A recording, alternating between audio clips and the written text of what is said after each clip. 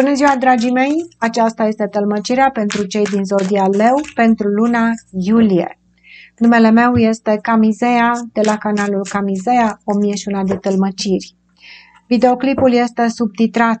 Dacă nu vă place scrisul, apăsați pe pictograma CC de pe ecran, aici mai sus sau mai jos, și dispare scrisul. Dacă doriți să traduceți într-o altă limbă, apăsați pe setări. Zodia Leu, cei născuți în această zodie, cei care aveți aici ascendentul sau alte planete dominante, sau poate urmăriți pentru că aveți de-a face cu un leu.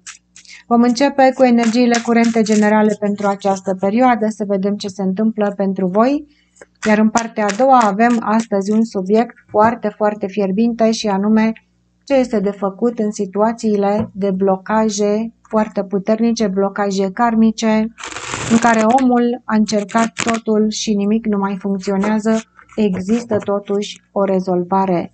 Vom afla în tălmăcirea metafizică. Dar până atunci, Zodia Leu, cei născuți în această zodie doresc să afle, scurt și la obiect, ce se întâmplă în luna iulie, ce se îndreaptă către voi și cum veți face față situației. Energia generală pentru Leu. Avem Pajul de cupe. Sunteți zen, aveți de-a face cu persoane drăguțe, chiar voi sunteți foarte bine intenționați, spuneți vorbe frumoase, o inimă deschisă, o chestiune nouă în viața voastră care va aduce o mare bucurie, vedem. Dacă este vorba despre mesaje, mesajele sunt frumoase, pozitive și constructive. Dacă este vorba despre copiii voștri, vedem aici o legătură foarte frumoasă cu acești copii. Pajul de cupe vine cu o energie liniștită, emoțională, în care omul spune nu mai îmi pasă de nimic ce a fost în viața mea, apele în spatele meu pot să fie tulburi, eu acum sunt bucuros. Despre ce bucurie este vorba la Leu. Mai vedem și o dragoste poate să apară, dar clar am văzut în timp ce amestecam mesaje favorabile în această perioadă. Leul, Treiul de monede, o veste bună la locul de muncă, un coleg nou care va aduce o bucurie sau poate doar o colaborare în care voi o să aveți aici o mare ușurință în acest loc de muncă. Pajul de cupe și treiul de monede, se vorba despre cineva care este apreciat și care este foarte plăcut. Afacerile iarăși merg frumos, clienții sunt liniștiți, drăguți, clienții, pacienții sau cu ce aveți de a face. Vedem aici colegii, iarăși, o atmosferă frumoasă. Și avem diavolul, dar nu se putea. Nu se putea să fie totul zen așa, nu părea așa. Diavolul nu reprezintă ceva rău. Diavolul reprezintă aici persoanele care vin și intervin să manipuleze pe cineva. Manipulare, putere, dorință de putere. Dacă este vorba despre relații de iubire, se schimbă situația. Pe loc de muncă nu este un pericol. Diavolul reprezintă un succes pentru că el are o mare reușită, el strălucește, va fi remarcat aici prin ceva. Mai vedem cineva care are nevoie de un job, trebuie să apeleze la relații pile. Ce sunt pilele, mă întreba cineva. Văd comentariile voastre, spune, am zis, aveți nevoie de o pilă, dar ce e o pilă? Păi noi ăștia mai boșorogi așa, știm ce înseamnă pilele. Înseamnă să apelezi la o cunoștință care te poate ajuta să trișezi și să iei un loc de muncă doar pentru faptul că tu ai o relație bună cu cineva de acolo. Asta înseamnă o pilă, da? Cineva poate să intervină pentru tine, poate să pună o vorbă bună, poate să-ți deschidă o ușă care nu este ușor de deschis pentru alții. Iată, pe locurile de muncă este foarte, foarte bine. Apelează la acea cunoștință, apelează la acea pilă, pentru că vei avea un succes. Dar, în iubire, aceste trei cărți aici, noi le putem interpreta în 7000 de feluri, pentru că văd foarte mult în tarot și pentru că este o citire generală, am să vă dau mai multe scenarii. Nu înseamnă că voi rezonați cu toate scenariile, dar în funcție de ceea ce se întâmplă în viața voastră în această perioadă, voi alegeți care este firul poveștii voastre. Un alt scenariu pentru alte persoane în relații de iubire apare cineva nou care vă va atrage atenția. Oare este o persoană atrăgătoare, da? Oare este bine să te implici cu această persoană că îți va lua mințile? Wow, o să spuneți acum, păi și eu care dacă sunt căsătorit și sunt bătrân și așa, cine o să apară în viața mea? Nu e pentru tine mesajul. Dacă tu ești într-o căsătorie de lungă vreme și ai o situație stabilă, nu e pentru tine. Deci este pentru cei necăsătoriți, singuri, care poate au o relație cu cineva de scurtă durată, persoana care este interesată de dragoste. Poți să fii căsătorit și te interesează alte chestii, nu așa? Și pentru tine este. Cei care sunt interesați de dragoste, apare cineva care vă va lua efectiv mintea. Este de bine, nu-i așa? Sau poate să fie o aventură. Diavolul mai înseamnă relații amoroase, aventuri. Pajul de cupe, plăcute, trei de monede, admirație, frumusețe, talent, wow! Oare în ce situație ești tu? Lasă în comentarii, ador comentariile voastre, poveștile de viață. Ce cade la spatele leului? 6 de spade, cineva care parcă dorește să schimbe o direcție, să plece dintr-o situație unde este plictisit. Vă spuneam că apare ăsta care vă ia mintea. Vezi că o să te ajute să pleci dintr-o situație unde ești plictisit, dar parcă nu vrei să pleci definitiv, parcă doar vrei să iei o pauză așa, să-ți faci un pic de cap, să mai iei și tu puțină energie de undeva. Vedem un leu care este cam între drumuri, care o să ia mintea ceva luna asta și o să zică, bă, acum, dar ce fac eu acum? Că eu aveam niște chestii care se întâmplau în viața mea și apare noutatea asta. Să plec, să nu plec, să mă duc, să nu mă duc. Dacă e vorba despre locuri de muncă și doriți să faceți acea schimbare, se pare că vă uitați totuși într-o direcție mai bună cu această schimbare pe carieră. Dacă este cazul, că nu toată lumea face o schimbare. Dacă tu o duci bine în locul de muncă, stai acolo unde ești. Vorba despre cei care caută. Doiul de spade, o îndoială în inima ta, în legătură cu plecarea dintr-o situație în care nu te mai simți bine, va cădea în spatele tău, pentru că iată apare ceva care spune, bă, stai puțin, vină încoace. De ce ai o îndoială dacă să pleci sau să nu pleci? Te va ajuta chestiunea asta nouă, să iei o hotărâre, să pleci dintr-o chestiune. Și ai marea preoteasă în poziție dreaptă că nu ești pregătit să pleci de acolo. Poate pleci temporar ca să mai explorezi și alte chestii noi și pe urmă te întorci înapoi că o să zici era mai bine acolo, dacă e vorba de iubire.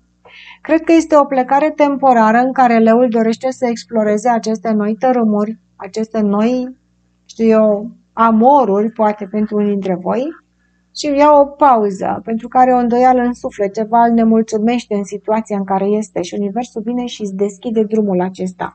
Dar este un drum cu o capcană, să știți, dacă e vorba de iubire. Dacă e vorba de muncă, aici e mai bine la muncă, pentru că vedem bani acolo și vedem relații și vedem persoane care te pot ajuta să obții ceva aici.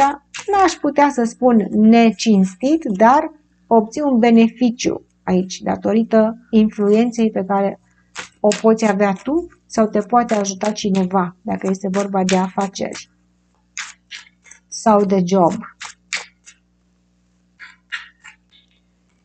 Ce se îndreaptă către voi lăi 7 de spade.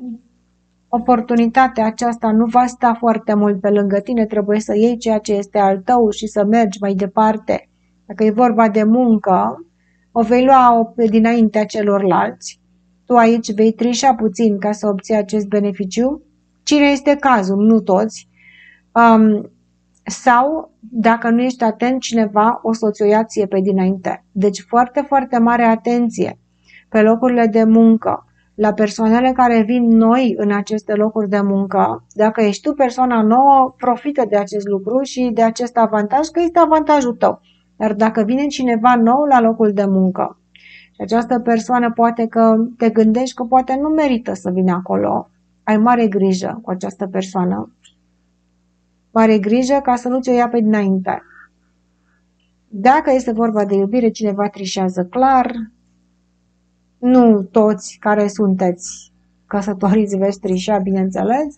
Cine să știe, cu musca pe căciulă se produce o trădare în dragoste, poate doar mentală, poate doar emoțională. Văd mulți oameni care se uită pe online și văd niște chestii pe online. Ce vedeți voi acolo pe online, cei care vă uitați?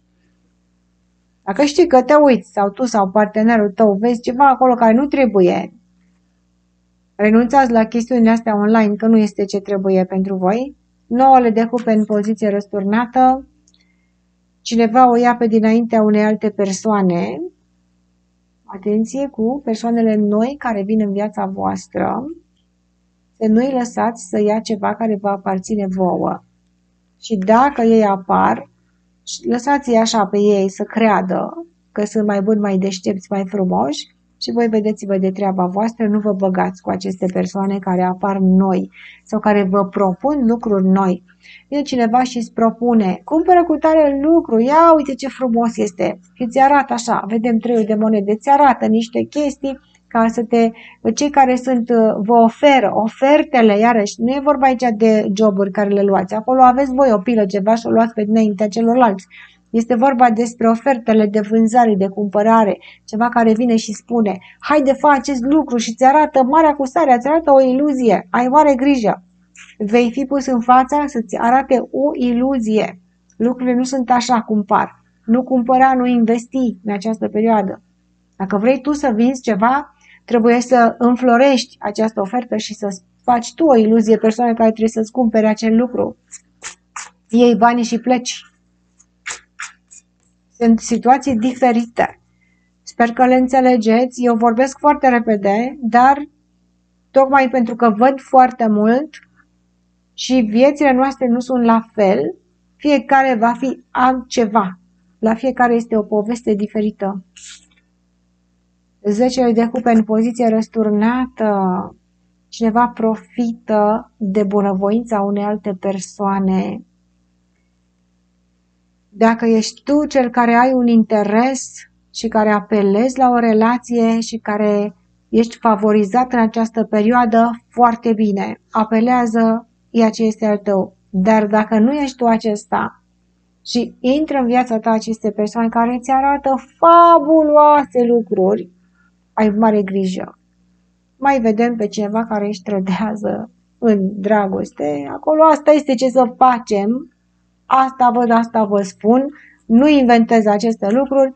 Avem casa și familia răsturnată, personajul care se ocupă numai de el și trădătorul temporar, definitiv, cine știe care e situația, dar deocamdată poate doar cu gândul sau poate pe online se produc aceste lucruri. La leu mai avem regele de bâte, un bărbat fascinant. Cine este acest bărbat? Ești tu, bărbatul leu? Ai un mare magnetism asupra ta în luna iulie și vei obține tot ceea ce dorești, leule. Ce zici de treaba asta? Mi-a zis Camizei aici, numai lucruri periculoase, da, dar acum dacă ești tu acest bărbat, iată că beneficiezi tu. Poate tu atragi persoane noi în viața ta, te văd, ai o mare, mare atracție aici, putere de atracție, dar oare ceva e și de acolo? Dacă ești femeie, vei întâlni pe acest bărbat irezistibil. E vorba de iubire. Ce faci? Că ți ia mintea. Uite așa te duce acest bărbat. 4 de spade. Mai bine stai cu minte. Stai cu minte că ți-am zis că este un pericol aici. Dacă nu vrei să te bagi, stai deoparte. Nu comunici, nu dai atenție, te uiți, admiri și atâta. Dacă ești tu acest bărbat, ai mare grijă. Vei obține ceea ce dorești, dar trebuie să fii tăcut. Nu trebuie să spui chestiunile tale, dedesubturile tale, aranjamentele. Mucles, dacă ești bărbat, profită, ai mare succes, mare noroc, dar vezi că această stare de strălucire nu o să dureze foarte mult. După aceea să nu ți se urce la cap acum. Ia ceea ce este al tău și du-te în drumul tău. Du-te în drumul tău și dacă ai o aventură, mai tăcut, mai așa să nu te știe nici vântul, nici pământul. Pajul de cupe, cu siguranță, deci avem 2 paji de cupe. Cineva se întâlnește aici la amor. Băi, da, atenție mare, mă, tăceți, nu spuneți dacă este cu trișare. Dar bucurați-vă! Un bărbat irezistibil. Dacă ești bărbat leu, acum tu decizi, da? Te bucuri așa că atragi în dragoste. Profită, dar nu profita prea mult, că nu se știe ce va ieși de aici. Avem diavolul. Diavolul profită pe un moment și ca să nu strice alte chestii, se bucură și după aceea gata, se duce înapoi la unde trebuie și face ce trebuie. Ce cade în temerile voastre? Tocmai iubirea cade în temerile voastre, tocmai pentru că se întâmplă lucruri nebunești în iubire în luna iulie pentru leu. Este în temerile voastre această iubire. Și un bărbat irezistibil, care ești tu sau care este cel cu care ai de-a face. Pe afaceri vedem aici negocieri, vedem aici investiții, vedem aici nepotisme, vedem aici pile și fitile. Acolo să zicem că te descurci foarte bine în afaceri, dar în dragoste va fi o lună nebună. Ai dragostea în temerile tale și persoana irezistibilă în fața ta. Cei care rezonați. Regina de spade, o femeie care se supără, care o să spună pe față, ori dă de gol pe cineva. Ea va spune niște lucruri, ori îi spune acestui bărbat niște chestii, dacă este amorez, îi spune ea niște chestii acestui bărbat. Dacă ești tu această femeie, cu siguranță că te deranjează ceva și nu ai încredere. Vei vedea niște lucruri aici. Vei vedea o șmecherie. Vei vedea. Tu sau altă femeie vede ceva și spune, și 3 de spade, este teamă să nu fie rănită. Și pentru că este teamă să nu fie rănită, va pune niște condiții această femeie. Orică ești tu, orică este femeia cu care ai de-a face. Sau poate este doar într-o relație, să zicem, mai vedem încă un scenariu, da? Relație de lungă durată, să zicem că sunteți căsătoriți, n-aveți de gând să trișați pe nimeni, cu nimeni și în această perioadă apar niște neînțelegeri, manipularea. Cine manipulează pe cine? Trebuie să se producă aici în această familie ceva și bărbatul se pare că el va ieși la suprafață, va avea succes mai mare ca să manipuleze pe femeie, dar ce se întâmplă că femeia va vedea acest lucru și eu vă spun în față. Uite că v-am dat și un scenariu în cuplurile de lungă durată, care nu se întâmplă despărțiri și nici amoruri. Se întâmplă pur și simplu acest lucru. Mai departe, abordarea conștientă, deciziile conștiente pe care le va lua leul, zodia leu, în luna iulie. Dacă vă plac aceste citiri și ați urmărit până aici, lăsați un like de apreciere. Scrieți-mi un comentariu, ador comentariile voastre și nu uitați să vă abonați. Știu că sunteți abonați la 7000 de canale și nu mai vreți să vă abonați și la Camizea, dar rugămintea mea este să vă abonați, este gratis, în felul acesta îmi susțineți mie munca, este foarte greu să ții un canal de YouTube. Abonamentul vostru este cel care mă aduce pe mine aici lună de lună. Dacă nu postez, lumea zice, vai, dar unde sunt citirile? Păi ce să faci? Că trebuie să le fac eu citirile, că nu se postează așa aiurea, din nimica. Le fac eu citirile, da? Abonați-vă, iubiții mei, că vă iubesc enorm de mult. Haideți să vedem. Dacă doriți citiri personale, mă întrebați cum să ajungeți la mine, știu că se fură numele, nu mă căutați după nume. Am postat pentru voi linkul meu direct de Messenger. În descrierea videoclipului de mai jos, apăsați aici pe săgeată și îmi puteți trimite mesaj direct pe Messenger.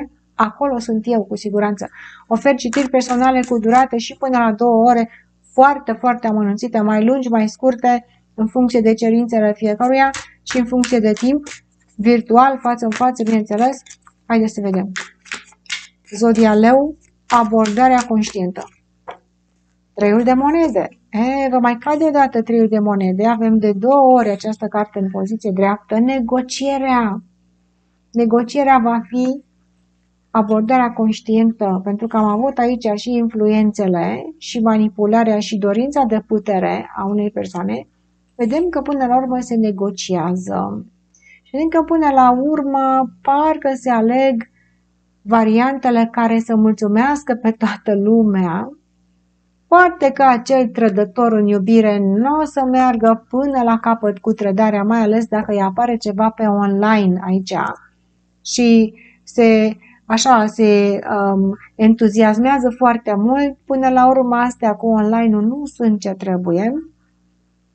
Dacă este o aventură, asta este, care știți că aveți de gând să faceți acest lucru, însă până la urmă văd o negociere și văd că cineva privește situația și o analizează spre beneficiul tuturor, dar pe locurile de muncă vă cade o mare bucurie acolo. Vă cade un noroc și un avantaj pe locul de muncă, orică sunteți voi, orică este un angajator, un coleg, cine va fi aici, de care vă speriați ușor, până la urmă se dovedește a fi ok acolo. O victorie la locul de muncă, ia uitați-vă. Cine caută un job, o să obțineți. Este o victorie rapidă. Și mai vedem justiția răsturnată, dar este ceva care trebuie să influențați pe cineva. Această victorie poate că îi va da pe alții la o parte. Justiția răsturnată, asta este. Trebuie să profitați ca să obțineți ceea ce vreți voi. Este o luptă continuă. Este o concurență asiduă. Și vedem un leu care poate să-i dea pe ceilalți la o parte. Asta este, frate, aveți noroc luna asta. Nu trebuie să vă simțiți prost aici că aveți un noroc, aveți o victorie în fața altora pe locuri de muncă. Mai văd pe cineva care poate trișează ușor ca să ia un examen. Bă, care-i treaba aici? Poate nu trișezi neapărat, dar te văd așa că dacă e vorba despre un examen, ai o victorie rapidă, cumva. Ori înveți numai subiectul ăla și îți cade exact subiectul ăla. Mie mi s-a întâmplat. Am învățat un singur subiect din 3 manuale și am zis, bă, merg la... Acum, bine, eram și tânără pe vremea comunistă când era. Ți mă duc acum, dacă îmi cade subiectul ăsta, o să iau notă foarte mare, dacă îmi cade un alt subiect, nu o să iau nimica. Și mi-a căzut subiectul ăla, că numai pe ăla îl învățasem. Așa este la voi acum luna asta. O, nu trebuie să vă bazați pe ce v-am spus eu, dar o să aveți așa un succes la care nu vă așteptați dacă e vorba despre un examen. Fie că trișați, fie că nu trișați. Acum nu se mai trișează așa. Da? Că nu se mai poate. Ia să mai vedem ce vedem aici. Cei care sunteți cu iubirea, aveți un succes mare, neașteptat, temporar, în defavoarea celui de acasă, probabil, sau vă uitați voi undeva unde nu trebuie, pe online. Nu voi, poate partenerul vostru, da? Cineva cu care aveți de-a face. Bun, în continuare, dragii mei, vom vedea în citirea metafizică, nu plecați, pentru că astăzi voi discuta despre situații dificile de viață în care nu se mai poate face nimic, există o rezolvare. Camizea se transformă din tarotistă în mentalistă, voi forma imagini cu ajutorul tarotului transparent, intradimensionale pe care le voi interpreta pentru voi și vi le voi arăta. Vom vorbi exact despre acele blocaje imposibil de trecut. Ești creatorul vieții tale, știi deja acest lucru, dar nu poți înțelege de ce în această creație ți-ai făcut o astfel de viață. De ce ți-ai pus aceste blocaje și cum poți să treci peste ele. Sunt foarte multe practici spirituale de epocă nouă acum care promit deblocări, promit că vine sufletul pereche, promit că trebuie să-ți lași jobul, trebuie să nu mai muncești și să mergi să te ocupi de talentele tale. Îți promit foarte multe lucruri, îți promit că te duci într-o altă viață ca să vezi ce ai făcut acolo, te desprinzi de karma și așa mai departe. Eu nu spun că aceste lucruri nu ajută. Există mulți terapeuți cu experiență extraordinar de bună care reușesc să ajute foarte multe persoane în acest sens. Eu aici mă refer persoanelor care încă nu au găsit o rezolvare, indiferent câte practici spirituale au făcut sau n-au făcut, câte cursuri de specializare au absolvit sau nu. Nu reușesc să iasă dintr-o situație. Dacă ești sau ai trecut sau cunoști pe cineva care este într-o astfel de situație, ai venit la tălmăcirea pozitivă. Aici vom afla răspunsul. Ești într-o situație de căsătorie cu o persoană toxică de care nu poți scăpa. Ești la un job care nu te recompensează așa cum trebuie și îți pierzi energia. Tot ceea ce câștigi, cheltui. Banii nu poți face nimic cu ei. Dragoste nu există. Cineva te manipulează și ești în acest ciclu karmic în care, indiferent ce faci, fie că schimbi partenerul, poate schimbi jobul, dai peste aceeași problemă. Și ți se spune undeva de către cineva, trebuie să pleci din această relație. Ăsta este karmic, este toxic, caută sufletul pereche. O să vină sufletul pereche care îți va aduce abundența, bucuria, fericirea și omul să duce acasă, înapoi la ăla toxic și spune, vai, acum eu o să plec de aici, o să apară sufletul pereche care o să-mi rezolve toate problemele și omul se simte așa de bine și a doua zi se trezește înapoi în relația toxică și a treia zi la fel și vede că nu vine sufletul pereche, se întreabă oare cu ce greșesc aici?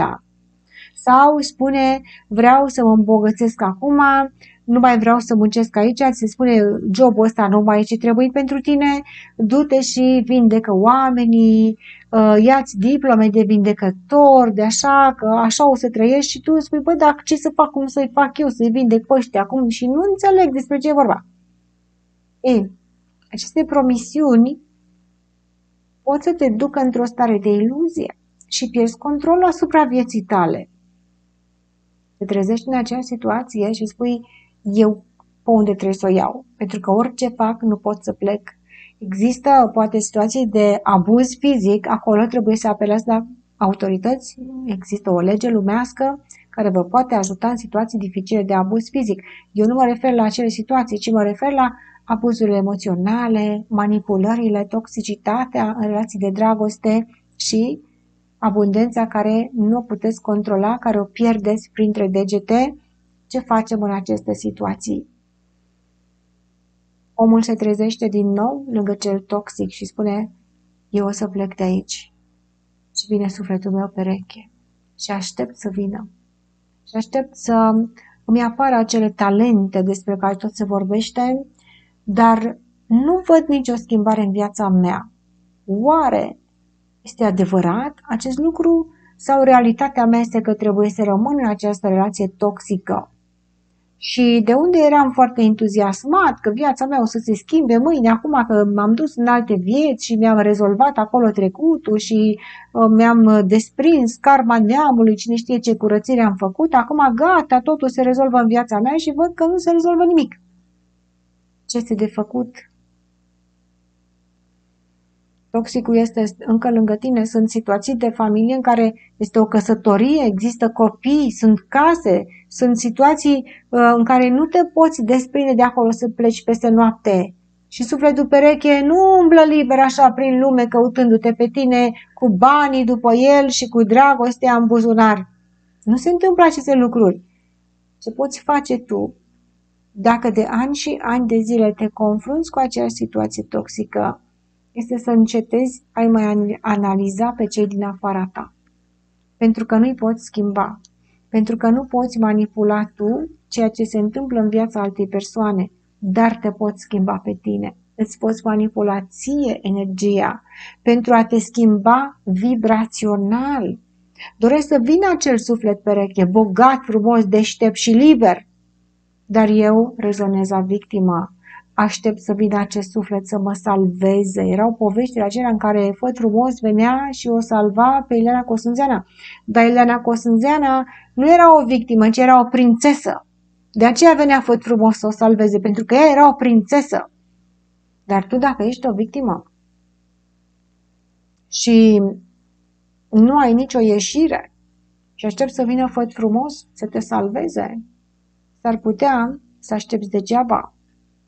Pentru că universul nu își pierde energia. Universul funcționează după reguli matematice. Suntem ființe vibraționale și atragem conform vibrațiilor noastre. Dacă eu sunt victima narcisistului din viața mea, înseamnă că sunt pe poziție de primire ca și victimă, primesc această agresivitate. Dacă eu sunt o victimă a sărăciei și tot ceea ce fac cu banii mei nu duce nicăieri, înseamnă că Eu nu pot rezona pe această frecvență a banilor. Ce fac eu? Mă uit la cei din jurul meu, uite că ăla are și sufăr. Uite că ăsta mă agresează și sufăr. Iarăși mă victimizez. Trebuie să mă uit la mine și să înțeleg cine sunt. Eu sunt o persoană abundentă. Spunem afirmații. 7000 de afirmații pe zi. Eu sunt abundent, banii vin către mine și în momentul în care spun aceste afirmații, gândul meu se duce, umblă așa, liber, în negativitate. Universul nu-ți aude afirmațiile. Universul aude afirmația doar dacă ea rezonează cu mentalul și emoționalul tău. Nu trebuie să spui de 7000 de ori pe zi o afirmație. O spui de atâtea ori pentru că nu o crezi. O spui o singură dată, într-un moment de claritate mentală. Universul te aude și universul te face pereche cu acea vibrație și banii vor veni. Persoanele benefice vor apărea sau persoanele din viața ta își vor schimba ele energia. Pentru ca să fie în rezonanță cu energia ta, tu manipulezi aceste lucruri. Tu nu ești la mâna celorlalți, să se schimbe ceilalți, să vină cu tare, să apară cineva, să facă cineva. Nu ești la mâna celorlalți. Ai liber arbitru. Eu nu mă mai uit în jurul meu de acum încolo, ci mă uit în interiorul meu. Sunt eu o persoană abundentă. Sunt o persoană abundentă, zice omul, de 7000 de ori. Dar n-am bani. Mintea se duce înapoi, da? Eu merit iubire. Sunt o persoană frumoasă, ofer foarte mult, dar am un narcisist în viața mea, iarăși îmi schimb frecvența. Este foarte greu de făcut ce vă spun aici, dar aceste practici pot să producă deblocări miraculoase despre care se vorbește, însă ideea este că trebuie să ne concentrăm foarte mult pe ceea ce suntem noi și nu pe ceea ce sunt alții. Ce sunt eu? Sunt o persoană abundentă. Asta înseamnă că acest ban pe care l-am astăzi, fie că este un leu, un euro, un dolar, ce este acest ban, cu acest ban, ceea ce eu cumpăr are o mare valoare și acel lucru îl prețuiesc. Iar eu ceea ce fac astăzi, acțiunile mele și energia pe care eu o pun în munca mea, are valoare și pun dragoste în această muncă. Și vei vedea încet, încet cum în viața ta lucrurile se vor schimba din punct de vedere material. Într-o relație cu o persoană narcisistă, fie că este bărbat sau femeie, mă uit la această persoană, ia uite ce face, ia uite cum îmi spune, ia uite cum mă jignește. Nu mă mai uit la această persoană și din acest moment eu sunt acea prințesă sau acel prinț deghizat în cerșetor aici. Cineva mă agresează, dar eu știu cine sunt. Și eu nu reacționez emoțional într-un mod negativ. Și dacă nu pot reacționa într-un mod pozitiv, că nu pot, dacă cineva mă rănește emoțional, n-am să pot să reacționez pozitiv, nu voi mai reacționa deloc, pentru că nu mă mai interesează aceste agresivități. Nu mă mai interesează. În acest moment eu îmi opresc reacția mea emoțională negativă și ajung în punctul de zero emoții. Zero emoții față de agresivitate. Este foarte greu.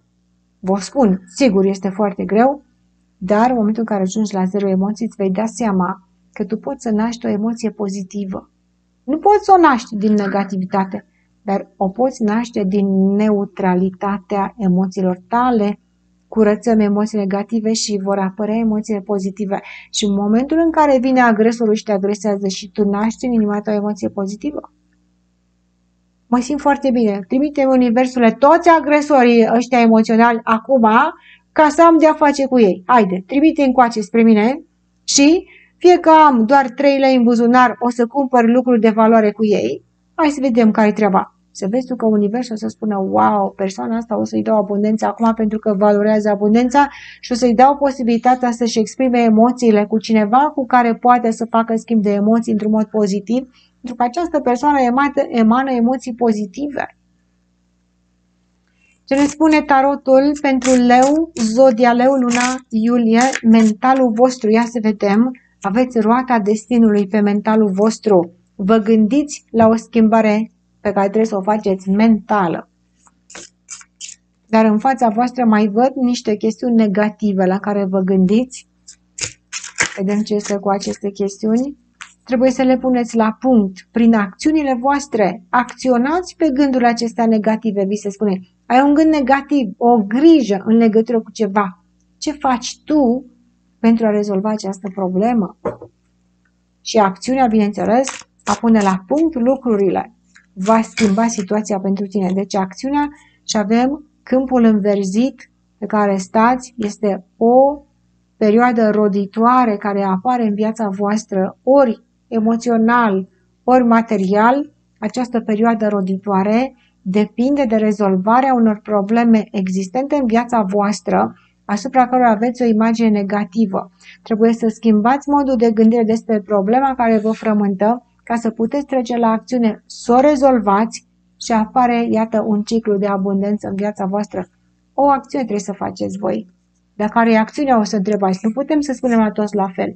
Trebuie să analizăm situația și tiparul karmic ca să determinăm. Vedem aici roata aceasta a destinului. Aveți un gând negativ la care vă mai gândiți. Și acțiunea de a pune la punct, în momentul în care veți privi toate situațiile din viața voastră și sunteți elucidat, nu vă mai creează griji, apare o perioadă de abundență în viața voastră, emoțională, materială, câmpul este înverzit și gata să vă aducă roadele. Ce frumos pentru leu! Dar ce ne spune inima? Inima leului, care este producătoare de emoții. Din nou avem aceste blocaje, optul de spade a mai căzut și la alte zodii. În inima voastră există niște negativități care vă țin blocați. Ori este o teamă față de o persoană, ori este faptul că cineva v-a spus niște răutăți și care vă fac să vă simțiți blocat. Nu puteți naște acele reacții emoționale pozitive față de cineva sau față de o anumită situație. Ia să vedem despre ce este vorba. Spuneți, cum să nasc eu reacția mea pozitivă, emoțională? Dar ce o să se întâmple dacă fac acest lucru? Și apare gândul negativ. Ce se întâmplă este faptul că trebuie să vă desprindeți mental de acolo. Desprinderea mentală. În momentul în care tu te desprinzi mental de un conflict pe care l-ai emoțional sau mental cu cineva, dar nu este un conflict care se întâmplă în viața ta acum, este doar în interiorul tău acest conflict. Nu poți scăpa de niște gânduri, de niște vorbe, de niște chestii care s-au întâmplat în trecut și te tot gândești și ești blocat acolo. Trebuie să înțelegi că atunci când te deblochezi tu emoțional, se va debloca și cealaltă persoană cu care ai o problemă. Cu ce ai o problemă? Este un părinte, este un copil, este un vecin, este un frate, este un coleg, este o iubire, cineva din viața ta, soț, soție, poate din trecutul tău, cineva care te ține așa blocat și nu poți să oferi niște sentimente libere și cealaltă persoană este automat influențată de această negativitate a ta.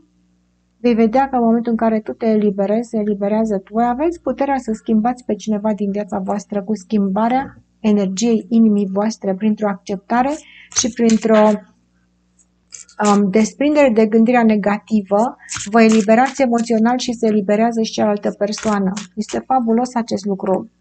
Și avem muntele Hermitului, cel care este înțelept cedează. Dacă există o teamă sau un conflict cu cineva mental aici, în mentalul vostru, că nu se întâmplă nimic în fizic, aici nu există agresivitate fizică, doar aici este o frământare. Cel care este mai înțelept cedează. Și cel care este înțelept și cedează îl va trage și pe celălalt din negativitate și îl va scoate la lumină. Este fabuloasă această imagine. Trebuie să o vedeți, lei. Aici sunteți voi în gândurile voastre care creează emoții negative și de care nu puteți scăpa. Și avem cealaltă persoană care este într-o barcă cu gândirea negativă și cu emoții negative și ei migrează. În momentul în care voi ieșiți de aici, vor ieși și ei din negativitate. Îi trageți după voi și vedem deasupra muntele Hermitului care are lumina în vârful său. Persoana înțeleaptă îl trage la lumină pe celălalt și se ajunge la o eliberare și la înțelepciune. Fabuloasă această imagine. Ce ne spun ghizii spirituali pentru zodia leu în această perioadă, luna iulie? Avem luna. Ochiul minții trebuie să fie deschis pentru că, iată, ghizii spirituali vor pune în intuiția voastră anumite chestii.